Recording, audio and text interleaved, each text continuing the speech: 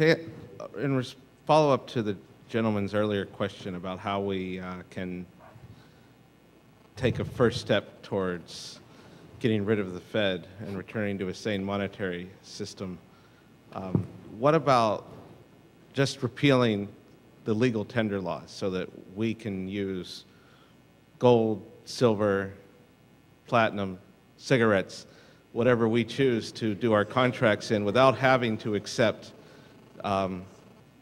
Federal Reserve notes? And the legal tender, by the way, the case upholding the constitutionality of the legal tender laws was cited in his confirmation hearing by Robert Bork as an example of a case that was clearly, the Supreme Court was clearly wrong, that the laws clearly were unconstitutional. But Bork, of course, then dismissed it as an example of a unconstitutional law that he thought the court should just continue to uphold because it's too ingrained in our system that we're stuck with this awful money and we have to use this awful currency now. Yeah, he also said, I remember the 10th Amendment was irrelevant. Yes. To today, yeah. No, and this is something Ron Paul has done heroic work on, and with Norm Singleton's help, who was his legislative director, to repeal the legal tender laws, to allow private coinages. We used to have private coinage of gold coins until it was outlawed by the federal government. This is back in the 19th century. And I'll tell you the story. It's something you won't really be surprised about. But the private minters, feeling they had to compete with the government, they had to make sure that people would accept their coins, put slightly more gold in their coins than the federal government did. Therefore, they were competing the government's coins, and the government responded, as it does in always these situations, it made it illegal. I mean, just as in the same sense, about the same time the post office was being outcompeted by the Pony Express, so they made the Pony Express illegal. So that's government, right? Always the gun at the head. Yes, sir. Mr. Rockwell, one of the main points that you made reminded me of something, if I may mention, and ask you to make a comment about how national debt is used to manipulate or consolidate docile oligarchies abroad. General J.F.C. Fuller, a great strategic-minded military historian, in a chapter on the Battle of Blenheim and the War of Spanish Succession, talks about that was the first war that was used based on the principles of the Bank of England and the manipulation of national debt to mortgage the future. He has some profound insights in that chapter, especially after he deals with the battle with the strategic implications. From my own experience, much later, not understanding what you do, I know far less about economics than John McCain.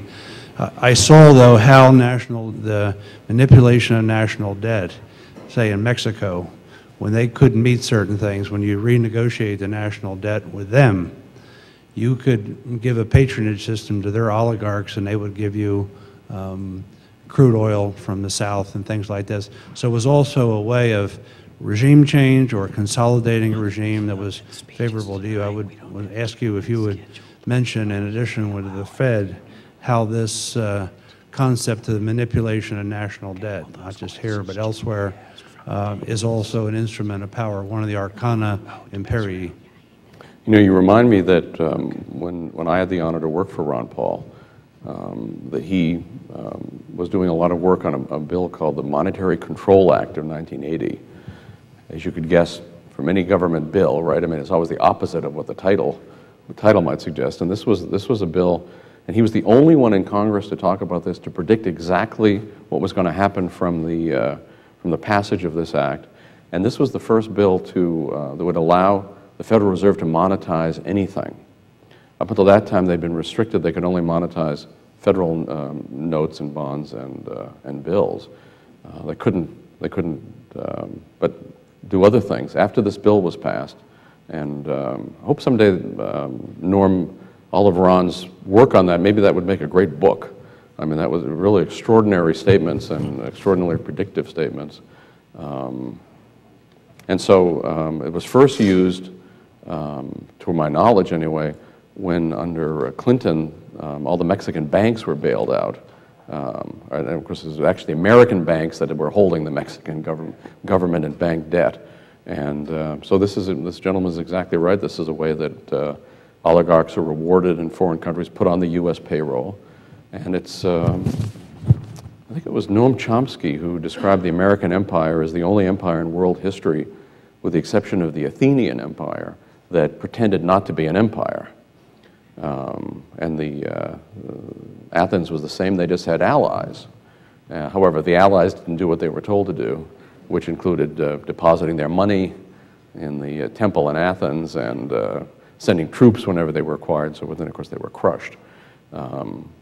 This is the way the U.S. does it, so that the CIA and other, they recruit leaders in countries early on. Manuel Noriega was recruited by the CIA as a military cadet. And so I'm sure they like to have photographs on these people, and also they pay them.